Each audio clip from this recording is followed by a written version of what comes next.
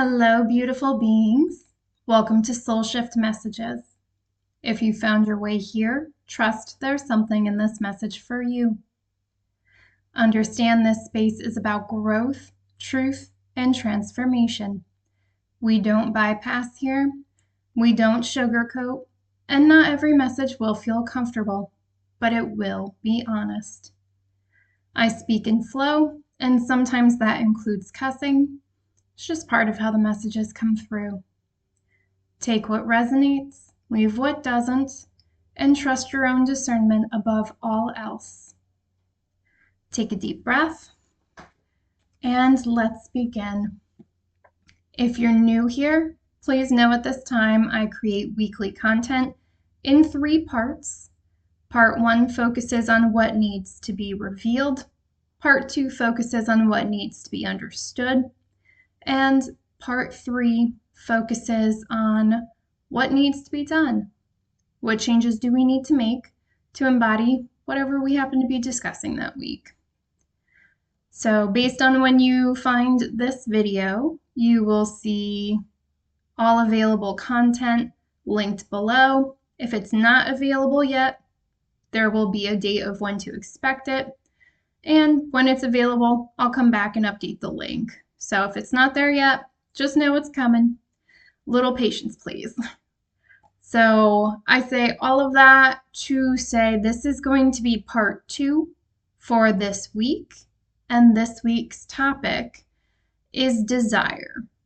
So let's go ahead and dive in. I am calling this message, Desire is not about acquiring what's missing. All right, let's get it. Desire is often misunderstood. Many people think of it as a feeling of wanting something they do not have, a sign of incompleteness, or a problem that must either be satisfied or overcome. A deeper perspective suggests something different. Desire is not simply an emotion.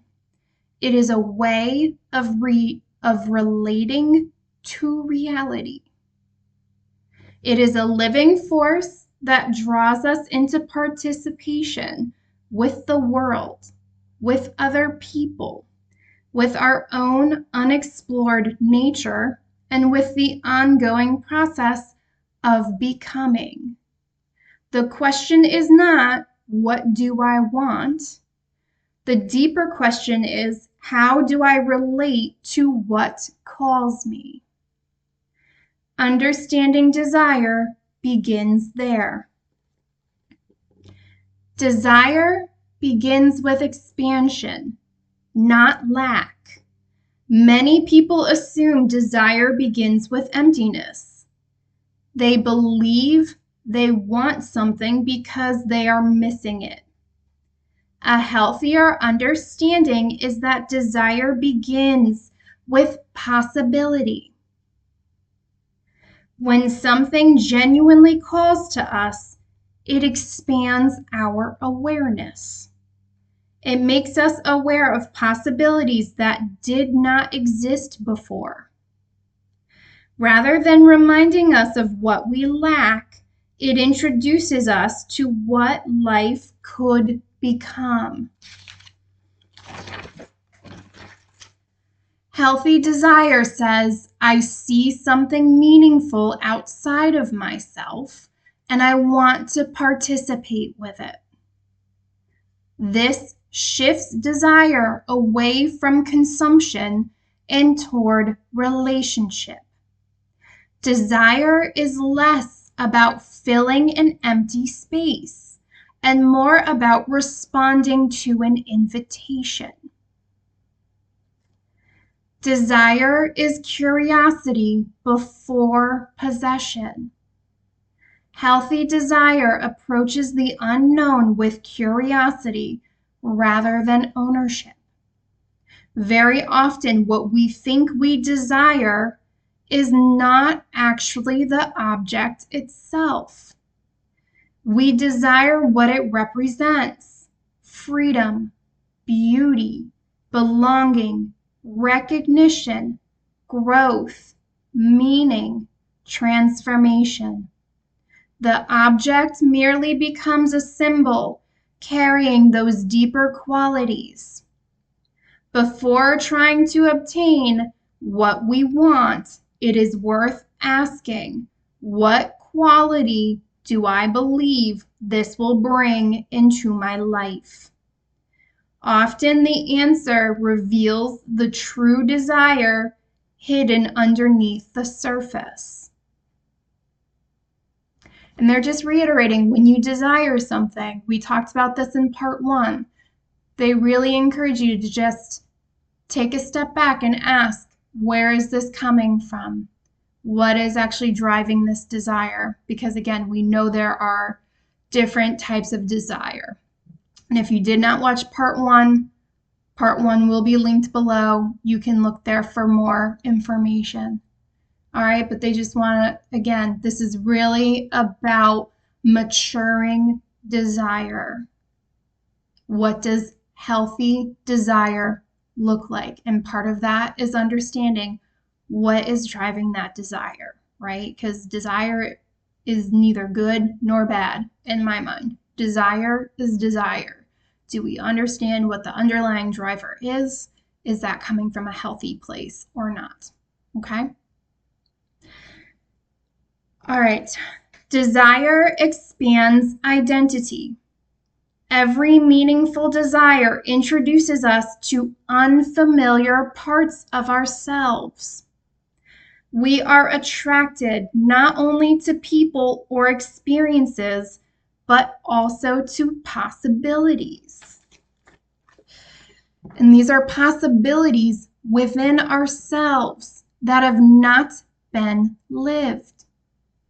This is why desire frequently points toward things that feel unfamiliar, strange, or outside our current identity. The unknown attracts us because it contains unrealized parts of ourselves. Desire, therefore, becomes a form of self-discovery. It expands who we are. And babies, they really want me to emphasize this is part of the invitation of this series, not to just recognize desire and where it's coming from and whether or not that's coming from a healthy, conscious place or not, but it's also really embracing this opportunity, right? Because again, they want me to reiterate, desire itself is neutral. They really want you to open your mind, expand your possibilities.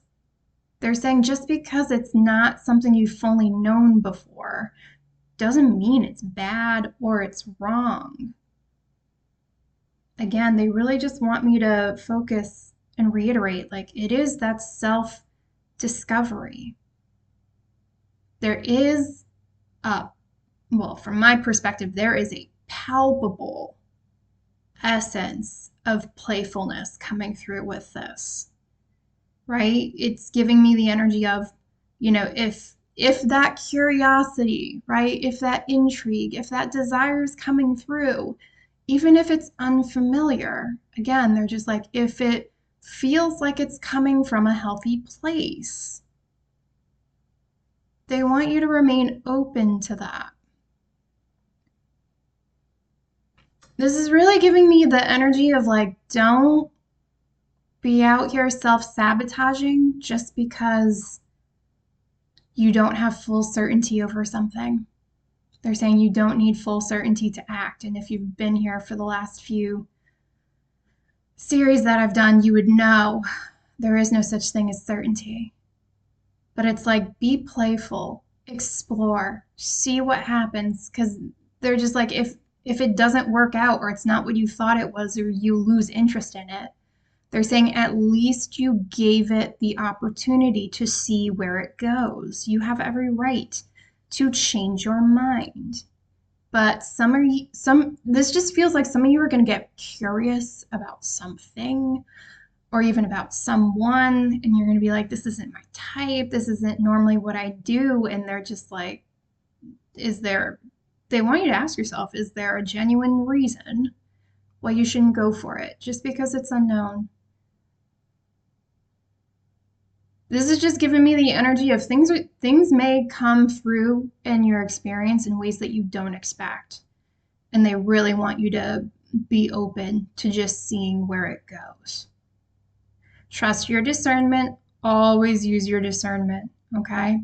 That's the energy it's giving me. They're giving me an example. I'll honor it. They're basically saying, like, if you just feel like the call to just start talking to someone, or someone just starts talking to you, be open to that. See where that goes. Oh, okay. Thank you. In my last video, or maybe the last couple, I don't know, they kind of blur together. But there was a recent video I did where I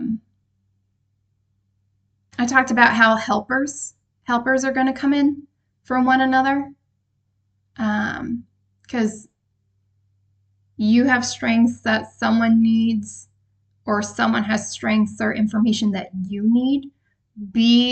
I'm just hearing, be open to random ass happenings. They're not random at all.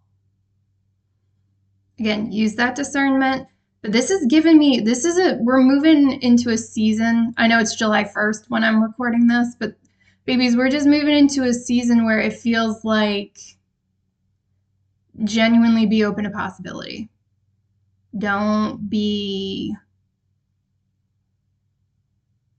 This is not the time to be closed-minded about what can and cannot happen. Anything else on that? Thank you. Okay, let's get back to it. Desire is participation, not possession. We've been talking about this a lot. Not possession. One of the deepest misunderstandings about desire is confusing possession with participation. Healthy desire is rarely about owning. Instead, it asks us to build, share, cultivate, exchange, create, care, and participate. What are you building? What are you sustaining? Are you becoming the type of person who can create, build, and sustain what you actually want? Because again, they're reiterating, it starts with you. Possession is static. Participation is alive. When desire becomes participation, it naturally develops into stewardship instead of control. Desire is a living process. Desire is not a single event. It moves through recognizable stages. First comes expanded awareness, then curiosity, then vision. Then reality introduces complexity. Instinct appears. Relationships become necessary. Conflicts emerge. Old patterns surface. Understanding deepens. Creation begins. Integration follows. And finally, desire matures into ongoing relationships. This process repeats throughout life. Desire is not something we solve once. It continues evolving as we evolve. Again, in part 1, I talked about how desire changes when identity changes. They are interlinked. This goes directly back to that. Desire evolves as we evolve. Why? Because we are going through these developmental stages as well. They are interlinked. Okay?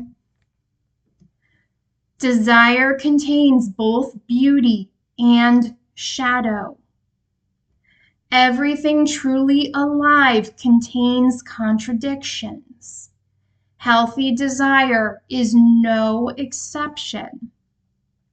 Within every genuine longing exists something beautiful and something wild. There is a creative force inside desire that cannot be completely controlled. Trying to eliminate this instinct usually destroys vitality. Blindly obeying it creates obsession. The task is neither repression nor surrender. The task is integration. Again, babies, they're talking about these extremes and how we don't want to be bouncing back and forth between these extremes. The goal is to integrate them, to balance them, to bring them to neutral. Why? Because when you are here in the middle, you have conscious choice that gets introduced. You're not being unconsciously steered by one or the other. It's healthier, it's more sustainable. It allows you to stand in your authority, in your power, and to genuinely have autonomy. Okay? The most mature form of desire allows instinct to remain alive without allowing instinct to become the ruler. Suppressed desire becomes obsession. Desire that is ignored rarely disappears. Instead, it changes form. It becomes repetitive thinking, fantasy without movement, rumination, fixation, and emotional paralysis. The problem is not intensity. The problem is stagnation. Healthy desire moves. That energy circulates. Unhealthy desire circles. That's that loop. That is that closed loop. And they want me to really make this distinction. So when healthy desire moves, again, that can flow in and out. So think of it like an infinity symbol, right? But it moves like this, right? Because when you have that within, it can flow out of you in a healthy way within your boundaries, all right? Whereas unhealthy desire just stays within and just loops and loops and loops. It does not go anywhere. It cannot move outward. It stays inward, and usually that shit builds, okay? Devotion moves toward life. Obsession remains trapped inside itself. Movement, not emotional intensity, distinguishes one from the other. Again, in part one, we talked about how desire is meant to move into stewardship, into participation. They just said it moves shit forward. All right? It moves shit forward. Healthy desire should lead into action. All right? And that action should continue, again, to spread that energy outward in a positive manner. Okay? Participation, not consumption. Desire requires honesty. Meaningful relationships require honesty about desire. They want me to go back because I don't know how many videos ago it was. I think it was actually back in the trust series where I talked about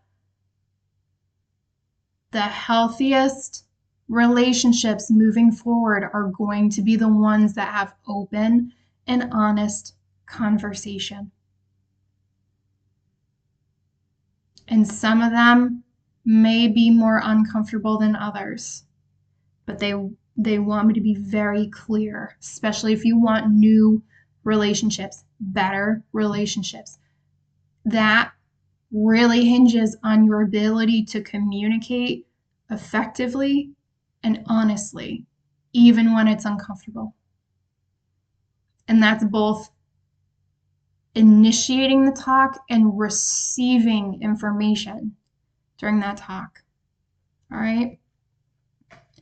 People often negotiate around what they truly want instead of speaking it openly. This creates superficial harmony while deeper needs remain hidden. Peace without honesty eventually becomes stagnation. Healthy desire asks for truth before agreement. Real connection depends on openness rather than appearance. Desire includes difference. As desire matures, it often leads us toward things that do not fit inherited expectations.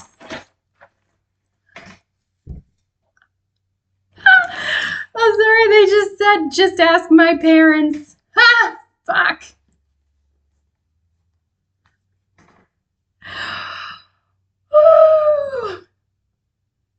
Oh my God, shots fired. I love my parents. All right, I love my parents, but yeah.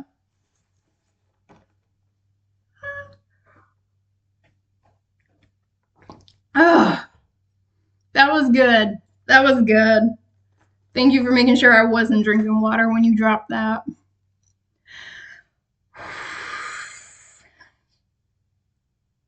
All right, game face. All right. The desires that shape us most deeply may challenge social norms, family expectations, or previous ideas about ourselves. Y'all, let's just say this is not what my parents had planned for me.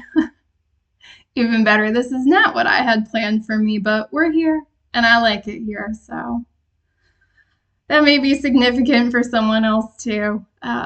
If you're in that boat, I see you, baby, and I'm sending you a lot of love. All right, come on, let's finish this section. All right, this does not automatically make every unconventional desire wise. And they actually want me to say that again. This does not automatically make every unconventional desire wise. It does mean that genuine growth often creates tension between authenticity and belonging. Part of maturity is learning how to remain connected to others without abandoning your own truth. Both social harmony and individual uniqueness are necessary. Too much conformity creates lifelessness. Too much rebellion creates isolation. Wisdom comes from allowing both to coexist. And for some reason, I'm just hearing some of you may need to think about that a little more. So if you want, you can pause the video just to let that more fully sit in and think about it. It's just an option. You don't have to actually do that, but someone may want to, and that's totally fine. Desire is creative. Many people wait until they fully understand themselves before acting. Life rarely works this way. And I can attest to that, babies. Creation comes first and understanding follows. Real creation begins awkwardly. It's unfinished, crude, uncertain, and embarrassing. All right? Listen, there is no room for pride when you're just starting out with new stuff. All right? The desire for perfection often prevents creation altogether. Meaning develops through living. Insight grows through participation. You do not become clear before acting. You become clear by acting.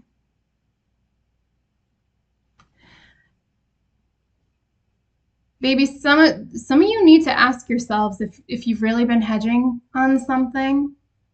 They're just saying, do you want... I don't know why they're putting it this way. So this phrase may be significant for someone, but they're basically saying pick your poison, right? Would you rather just get started imperfectly, maybe fall on your face a little bit, get up, dust yourself off, try something else? Or would you rather not do it at all and wonder like what would have happened if I just took that chance? All right? Use your discernment with that, because that can go in infinite different directions, but those questions are going to be meaningful to someone. All right? That's funny. I forgot about this. Playfulness sustains desire. And I did say there is an energy of playfulness coming through. So they're saying that's significant. Some of you have been really rigid lately, and I'm just hearing babies, no. No. Go do something plainful. Shit, go get an ice cream cone. Why? Just because you can. All right? Unless you're lactose intolerant, use your discernment. I'm not here to judge. I know people are lactose intolerant who eat more cheese and ice cream than I do. All right? Oh my gosh. That's funny. Rigidity suffocates desire. Playfulness keeps it alive. The ability to improvise, laugh, experiment, and remain flexible allows desire to renew itself. Seriousness has its place. It absolutely does. But life requires curiosity more than certainty. Play opens possibilities that control cannot. And babies, that's why they want you to stay open for seemingly random things. It's not even just people talking to you. You get this quote unquote because it's random, but this doesn't feel random at all. Like if you get a random urge to just go somewhere, to do something, again, like this is, whenever you're seeing this, it is follow the nudges season. And they want me to go back very quickly to this. Desire is creative, right? Shit doesn't have to make sense for you to follow the nudges, all right? I've gotten some weird ass nudges, just followed them, went there, and got the little golden nugget that I didn't know I needed, but it was there. I got it, all right? Follow the nudges. Shit don't need to make sense. If it's important, I will be very honest. You get it later, all right? Sometimes I do shit and it's like a week later and I'm like, oh, is that why I did that thing? They're like, yeah. This is like, again, this is instinct. Follow your instinct. This is more like, I'm not saying throw logic out the window because obviously that's very imbalanced, but it's almost like if your intuition is kind of shouting at you louder than your logical brain, again, follow that. Follow that. What's the worst that happens? You show up and nothing spectacular happens. Been there, done that, even before I spiritually awoke, all right? Again, they're just saying, follow the nudges, follow the playfulness. This really feels like follow what is lighting you up. Some of you feel very dull. Some of you feel like you've lost your spark. And they're saying your spark is not gone. It's dimmed, but it's not gone. Some of these babies, I'm going to be honest, some of these nudges might just be little things you do that like brighten up your spark, right? Not everything that happens in this experience needs to be like mind blowing, earth shattering, all that kind of dramatic shit. Some of this is just like, just tiny moments of beauty that just pour back into you. Like, I don't know why, but like some of you are going to see a very beautiful sunset. I'm hearing sunrise. You know what I mean? Like, there's just going to be moments where like certain things, it's just like, it's going to like touch your heart. Because again, you're trying to reignite that spark. Some of you, like, your team is going to nudge you to, I'm hearing reviving you back to life. All right? There's something significant about that. You'll know. That's what they're saying. You'll know. They don't want you to overthink this. You'll just know. But again, follow the nudges. Maybe someone's into Wizard of Oz. Maybe you could be watching Wicked. I don't know. Something about that may be significant tied to this, but I'm just hearing follow the yellow brick road. Again, follow the nudges. Where does it go? Just go on. Some of you just need more adventure. Okay? Let's get back to it. Desire develops through relationship. Understanding alone is not enough. Insight eventually has to become relationship. Relationship with another person, meaningful work, your community, nature, yourself. The purpose of desire is not isolated self-knowledge. They've been really hammering this point home with each series for like the last 2 weeks. It is deeper participation in life. Every meaningful bond is imperfect. One of the most important lessons is that imperfection is not the enemy of love. Every meaningful relationship contains disappointment, misunderstanding, difference, grief, limitations. Imperfection is not evidence that something has failed. It is evidence that something is real. If we demand perfection before allowing ourselves to love, create, or commit, we remain permanently disconnected. Real intimacy accepts incompleteness. Desire matures when it no longer demands perfection in order to remain present. Desire is ecological.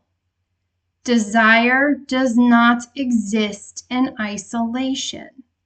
It always exists between people, ourselves, and the world. All right? Imagination and reality. In between present identity and future possibility. I read that wrong.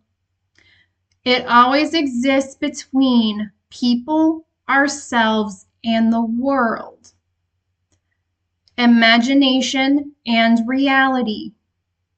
and between present identity and future possibility. Nothing meaningful develops entirely alone.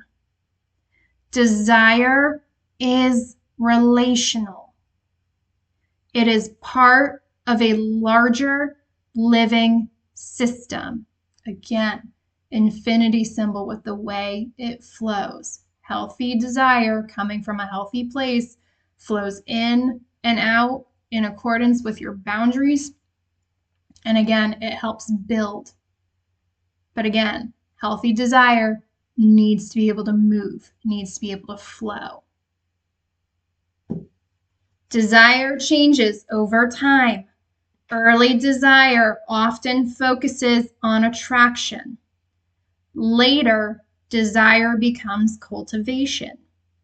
And eventually, it becomes devotion. Many people mistake attraction for the destination. It is only the invitation. The deeper work begins afterward. At first, we ask, what attracts me? Eventually, we ask, what am I willing to care for over time? This marks the transition from wanting to loving. And I'm hearing some of you are gonna learn the difference. I don't know who this is for, but I'm just hearing some of you are gonna be loved like you've never been loved before in a way you thought only existed in books, movies, shit like that. I'm hearing some of you aren't even looking for love and that shit gonna knock you upside the head. That's funny. That's funny. I just heard, I don't need no man. Again, be open-minded. Be open-minded. I gotta be honest, baby, this just feels like people who are capable of making their way toward this depth of relationships. Those are gonna be people who start being put in alignment with one another. And it doesn't just need to be romantic. This just feels like relationships in general. But I don't know, someone needed that message about love. And that's funny. I'm just hearing be open-minded. Don't be out here blocking blessings. Like, again, no one's saying you gotta get married immediately, but some of you just remain open-minded. Flexibility is gonna be real important moving forward. Fulfillment does not end desire.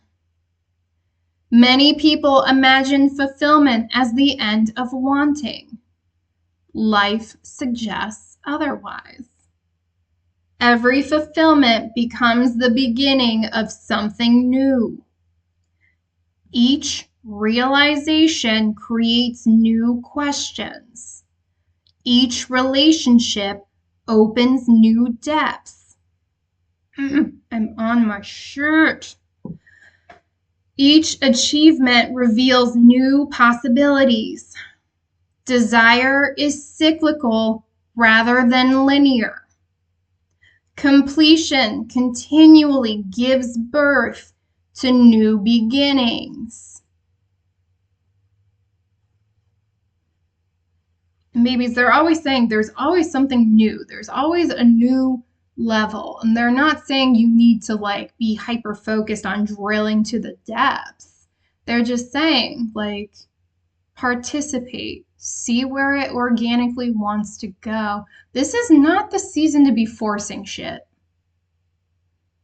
This really feels like a season of being open to receiving what comes your way. Again, exploring options, making informed based decisions. This is really about where you want to invest moving forward.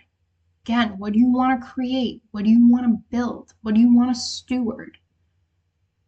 Big choices season. And these don't have to be earth-shattering, life-changing decisions. Maybe for some of you, they will be. I'm not saying that one way or another, but it's just choices. That's why we're going through all these different types of things. What choices do you want to make moving forward? And they're saying it's okay to change your mind. It's okay to change your mind and pivot. All right? Desire moves from ideas to life. Understanding begins as concepts. Eventually, it becomes lived experience.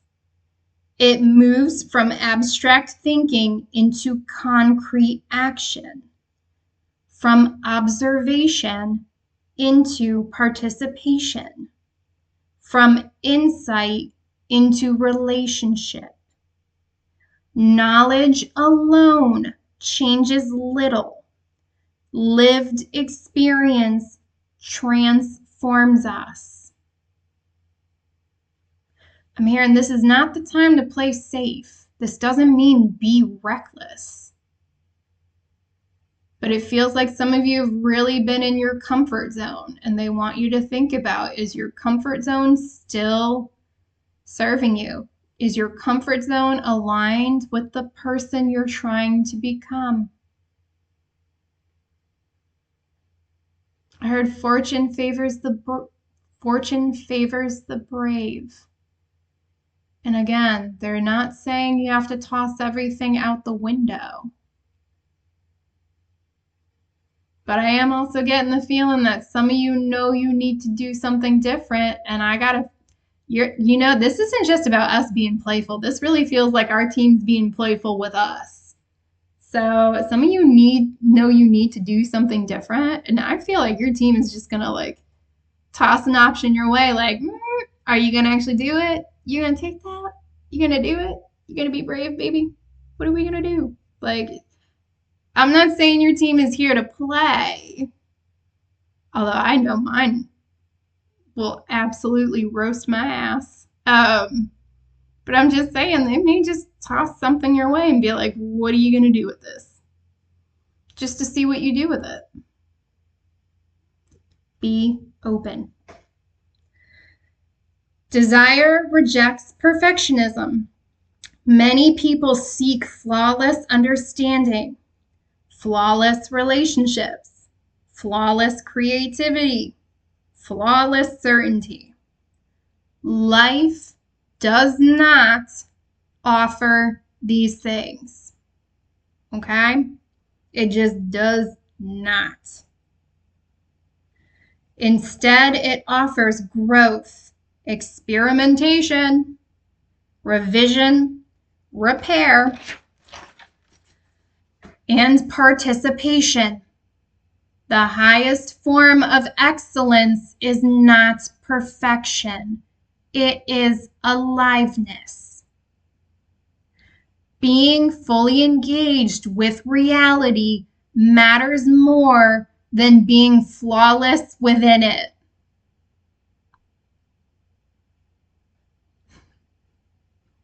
They're reminding me of the video that I did where I said, if you're going to approach me, if you see me and you're going to approach me, that I will know if you're performing versus just being present. I don't know why that's coming up again, why they want me to reiterate that. Maybe some of you who didn't watch that video need to be reminded that it's more important to just be present in who you authentically are versus who you think someone wants you to be. I'm hearing authenticity will take you further. They're also saying some of the intuitives you can be witchy and not look witchy, right? You can be intuitive and not look intuitive.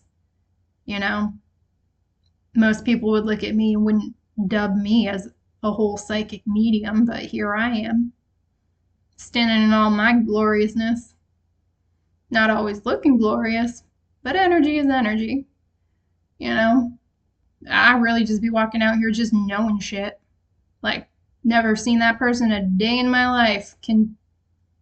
Could low-key pick up if they're anxious or not, all that kind of stuff. Making sure I don't stay in that and that I'm not in anyone's energy I don't want to be. But if someone comes into my energy, like, I can pick that shit up. So they're just saying. Because some of you are going to absolutely run into intuitives. I don't know who that's for or when that's going to be significant, but some of us will absolutely clock that shit. And I'm one of them. Just, again, authenticity. Be present. I'm hearing you're already impressive. You don't need to act. You don't need to try that hard. Okay. Desire is never purely pleasant or purely painful. Mature desire can hold complexity, joy and grief, hope and disappointment, beauty and discomfort, freedom and responsibility, love and vulnerability. These are not opposites that cancel one another. They coexist. Again, balancing the extremes, integrating them, being in the middle, neutral. The more deeply we live, the more capable we become of holding both without needing to simplify either. I've said it before, I will say it again. Integration. We are not getting out of this theme. And they said that is so fucking intentional. We're not going to get out of it. They're saying that's going to keep going till it's done and it's embodied, and you will get plenty of practice to balance the two out.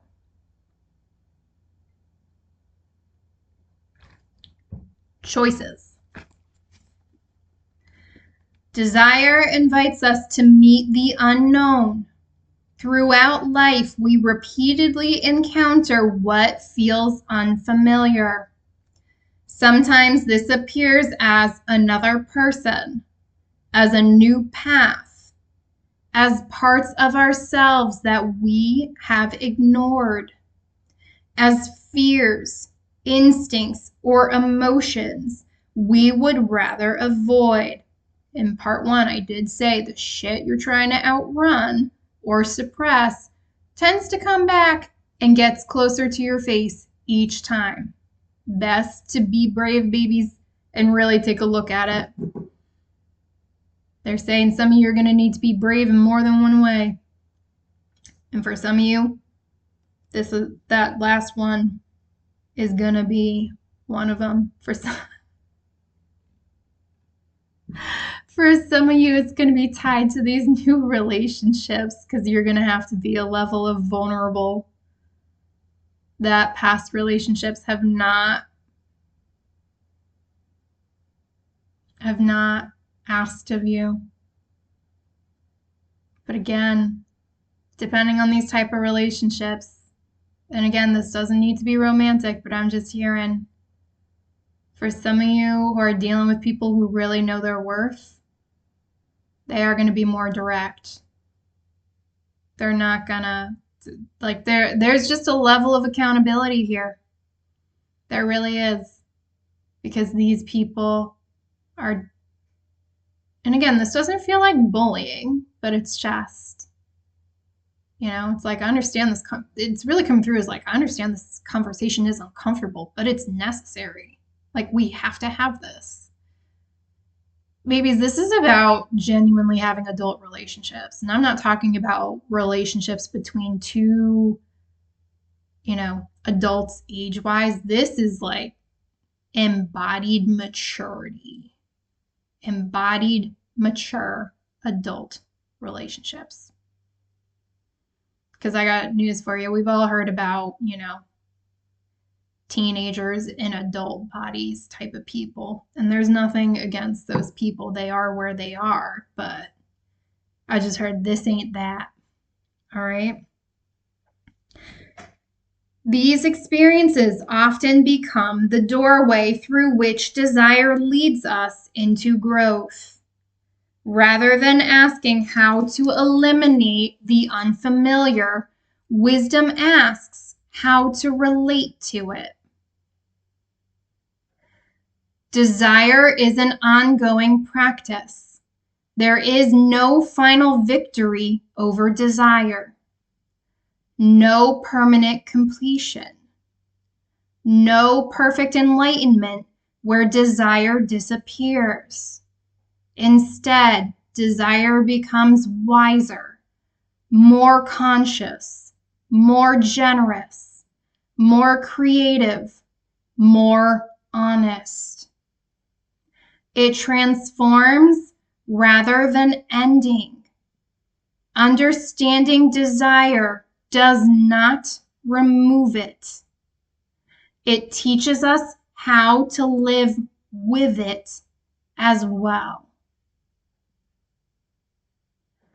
The central insight: desire is not a problem to solve. It is not evidence of deficiency. It is not something to suppress, nor something to obey without question. It is a living intelligence that continually invites us into deeper participation with reality. It begins as attraction. It grows through curiosity. It expands identity. It encounters instinct, conflict, and uncertainty. It asks for honesty. It becomes creative. It learns to tolerate imperfection. It matures into devotion. Its highest expression is not possession. Its highest expression is relationship. Not a perfect relationship. An imperfect one that remains alive, honest, growing, and open. The deepest fulfillment does not come from finally obtaining everything we want. It comes from learning how to remain fully engaged with life, with others, and with ourselves, even though everything remains unfinished. The goal is not perfect completion. The goal is wholehearted participation in an unfinished world. That's it. Thank you. All right, babies, that is all I've got for this video. I'm going to bring it to a close. Thank you for tuning in for this one. And I will be back later this week to go over part 3, which again will be what needs to be done. It's going to be more action focused, and it will look at parts 1 and part 2. So if this resonates, feel free to tune in for part 3. If it doesn't, it's totally fine. Just know part 3 will be there if or when you decide to change your mind. Okay? All right. Take care of yourselves, beautiful beings. Until next time. Bye.